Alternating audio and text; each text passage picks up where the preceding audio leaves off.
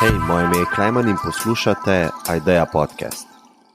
Jaz se vam danes opravičujem zaradi svojega glasu, zaradi prehlada sem ostal doma, ampak je bila to super priložnost, da posnamem svojo prvo solo epizodo. Tematik, o katerih razmišljam, je res ogromno in mislim, da je dobro in zdravo, da jih ne zadržujem samo v svoji zavesti. Ker samo na ta način, da jih delim, se lahko popravijo ali pa celo nadgradijo. Že v parih pogovorih sem omenil, da osebno ne verjamem v svobodno voljo posameznika in na to temo sem dobil kar nekaj feedbacka, osebno in online. Nekaj je bilo zmede, nekaj pa nestrinjanja, zelo malo pa strinjanja. In dojel sem, da te pozicije nikoli zares nisem v celoti argumentiral. Nikoli tudi ni bilo izpostavljeno, zakaj se mi zdi pomembno in uporabno, da se ljudje zavemo te iluzije svobodne volje. Zame je bil to na osebnem nivoju totalen game changer, ampak o tem malce kasneje, da sploh gremo čez argument. Kaj ljudje mislimo, ko rečemo, da imamo svobodno voljo? V večini primerov gre za prepričanje, da če bi recimo zavrteli čas nazaj in se ponovno postavili v eno izmed situacij, da bi takrat lahko naredili nekaj drugače. Lahko bi naredili drugačno akcijo, kakor smo jo naredili. Torej, za primer, danes ste se odločili, da boste poslušali tale podcast. In če bi zavrteli čas nazaj, bi se lahko odločili za poslušanje nekega drugega podcasta. Ali pa bi namesto tega poslušali glasbo. In pri teh odločitvah ste imeli svobodno voljo. Večina ljudi torej verjame, da lahko v momentu sedanjega trenutka popolnoma svobodno izbere svojo naslednjo akcijo ali pa celo misel. Torej, jaz imam svobodno voljo, da zdajle dvignem levo ali pa desno roko. Leva ali desna. Popolnoma sem svoboden. Lahko izberem levo ali pa desno roko. Lahko pa izberem seveda nobene. V primeru, da sem v tem mini eksperimentu dvignil levo roko, bi lahko šel nazaj v čas in namesto tega dvignil desno roko. To se najbrž strinjate. In to dejstvo, s katerim se vi strinjate, bi jaz rad postavil pod vprašaj. In nikakor ne bom prvi, ki je to naredil v zgodovini. Torej, ni dvoma, da imamo močen subjektiven občutek, da svobodna volja obstaja. Ampak jaz bi rekel, da je to iluzija, da je ta občutek iluzija. In to iluzijo lahko testirate pri sebi direktno. Zdaj bi vas prosil, da ste samo malce bolj pozorni na svoje notranje procese in da poskusite opazovati svoje razmišljanje in samozavedanje. Zaprite oči, razen če vozite avto, in pomislite na en slovenski kraj. Lahko izberete katerikoli kraj želite. In bodite pozorni, ko se ta proces izbere dogaja. Prva stvar, ki jo moramo izpostaviti, je to, da je izbira tega slovenskega kraja ena izmed najbolj svobodnih izbir, ki jih boste naredili v življenju. Torej imate vse kraje v Sloveniji na voljo, izbrati morate pa enega. Verjetno vam je na pamet prišlo par opcij krajev, ampak izberite samo enega. Zdaj, če tukaj ne najdemo svobodne volje, potem se najbrž morate strinjati z mano, da imamo izredno težko pri ostalih odločitvah, ki jih delamo v življenju. Torej, tukaj moramo najti nek dokaz za svobodno voljo. Če imate kraj v misli, gremo analizirati to izbiro.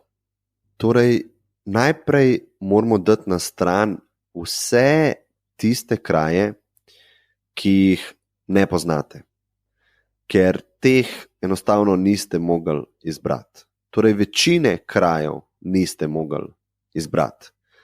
V Sloveniji jih imamo uradno nekaj čez 6000 in tudi, če bi vam dal nekdo pištolo na glavo, vi ne bi mogli izbrati tistega kraja, ki ga ne poznate. Potem imamo tukaj drug nabor krajev. To so kraji, ki jih zelo dobro poznate. Ampak nekako v tem procesu niso prišli na misel, niso vam padli na misel. Recimo Logatec. Vi Logatec poznate. Veste, da obstaja, mogoče celo veste, kje je, mogoče ste bili že tam, ampak nekako po nekem naključju Logatec ni padel na pamet. Zdaj pa vprašanje. Ali imate svobodno voljo izbrati tisto, kar vam po nekem slučaju enostavno ni padlo na pamet? Ali ste svobodni, da izberete, da vam nekaj pade na pamet, preden vam to pade na pamet? Torej, Logatec ni bila opcija. Sta pa vam padla na pamet na primer dve opciji, Kranj in Bled. In potem boste rekli, no zdaj, ko imam te dve opciji v glavi, od zdaj naprej pa imam svobodno voljo izbrati ali Kranj ali Bled. Recimo, da na koncu izberete Bled. In če se vprašate, zakaj ste izbrali Bled, boste mogoče rekli, Bled sem izbral, ker je lepši, ali pa prejšnji teden sem bil tam. Zdaj vprašanje, če je to sploh ta pravi razlog za odločitev. Možno je tudi, da obstaja en razlog, ki se ga sploh ne zavedamo in si o tem pravem razlogu lažemo za nazaj. Ali je razlog za neko izbiro zaveden ali pa nezaveden, sploh ni toliko pomembno. Pomembno je, da nismo imeli kontrole nad tem razlogom.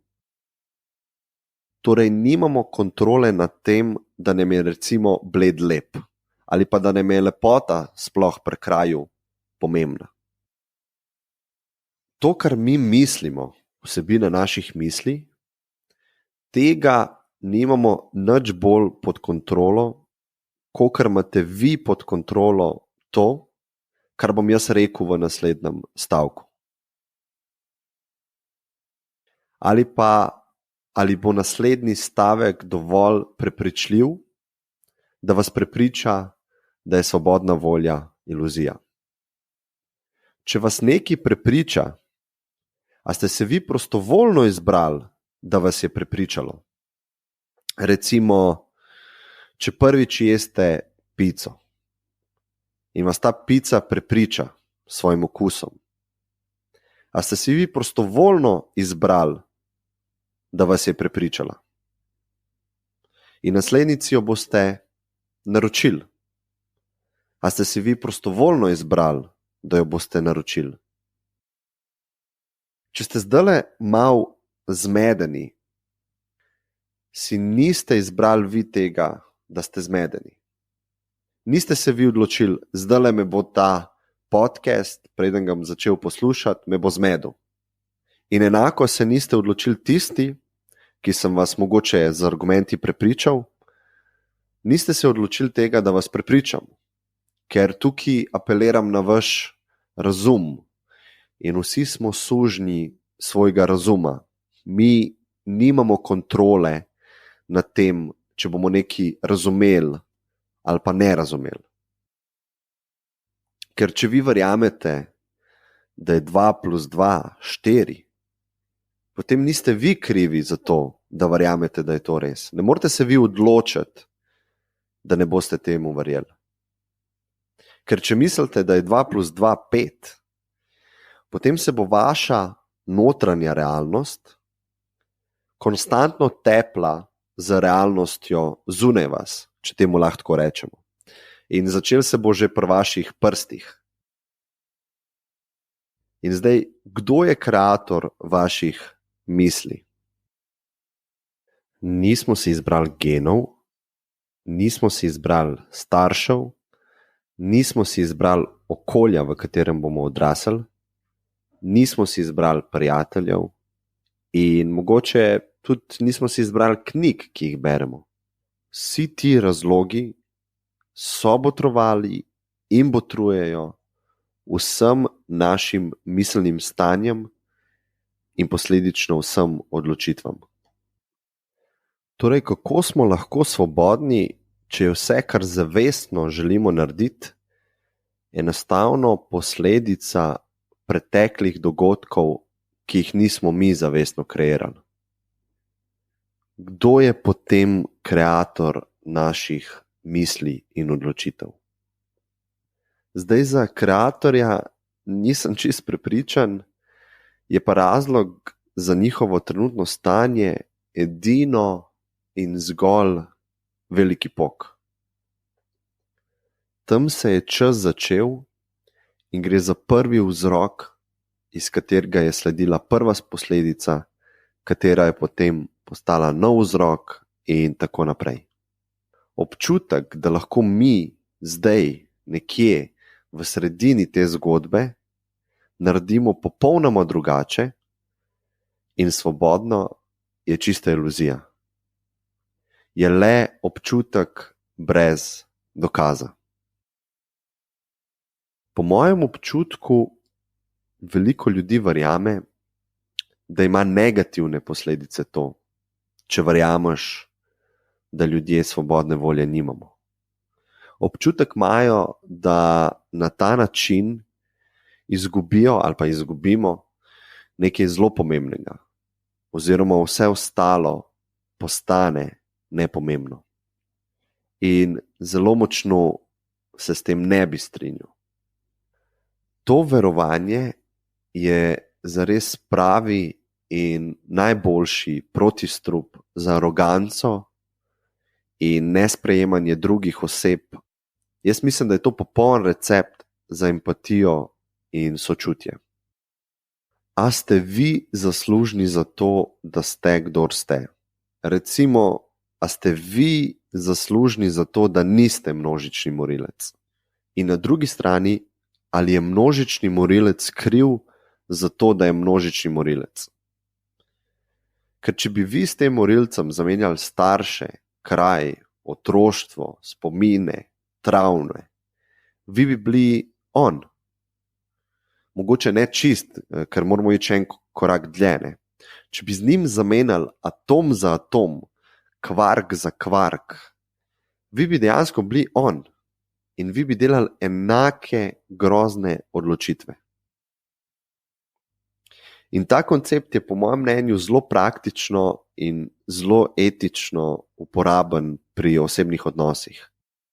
Je najvišja oblika empatije in sočutja, ker jaz bi ti naredil enake stvari, kot si jih ti glihkar naredil meni. Kako naj ti pol jaz zameram in kako naj te krivim, če bi jaz enake stvari delal? In mogoče na tej točki je treba ločiti dva koncepta. Eno je krivda, drugo je pa odgovornost. Kriv ni nihče. Odgovoren za stanje svoje zavesti pa si popolnoma. Ali bi mogli zapore ukiniti? Odgovor je seveda ne.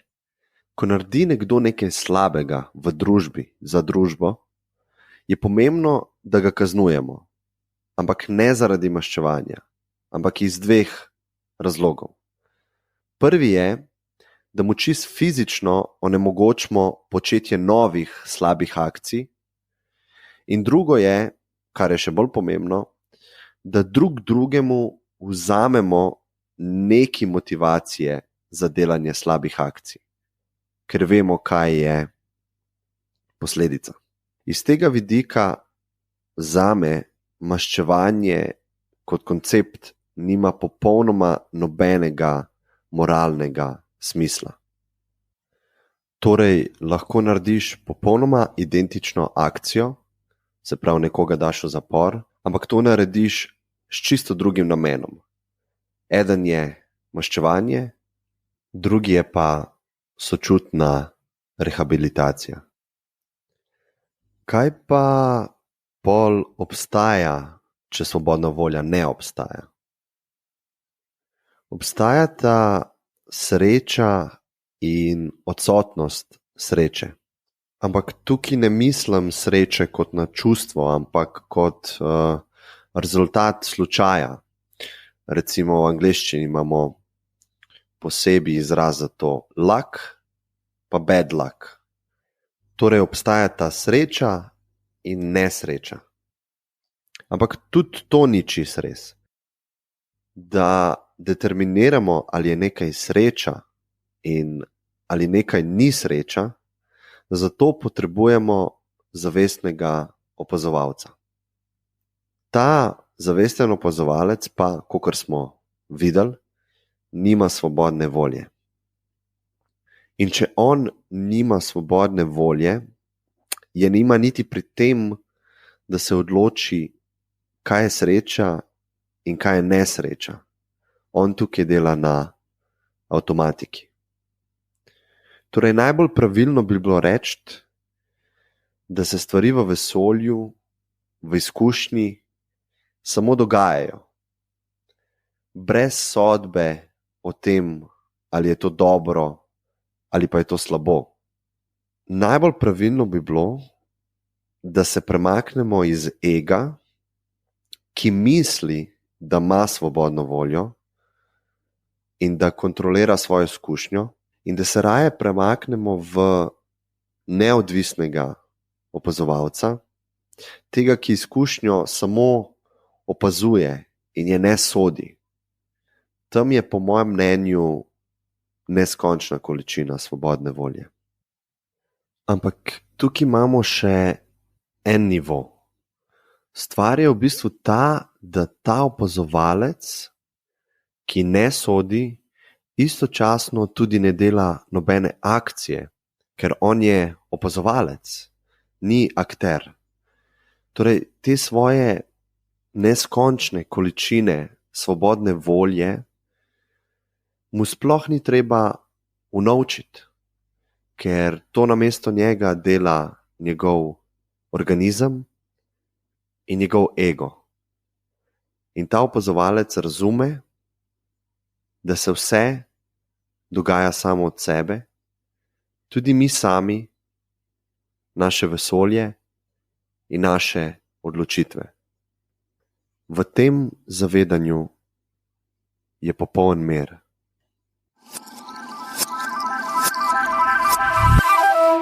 Hvala vam za poslušanje te prve solo epizode. Dajte, prosim, mi pisati z enim feedbackom, kako se vam je to zdelo, ali bi si želeli več epizod, ki so brez gosta, ali več epizod z gostom, ali so solo epizode brez veze. Lahko pa mi tudi pošljete kakšne predloge za tematike in mogoče predloge za goste kar direktno. Hvala vsem, ki tole redno poslušate. Nad pričakovanji je cel ta projekt zame. Mislim, da ga bom še dolgo delal. Hvala tudi vsem za reviewje na iTunes.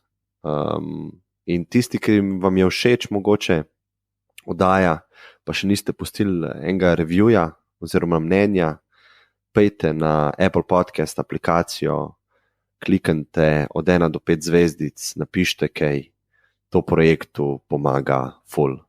Tako da hvala vam za poslušanje in tebi želim lep dan.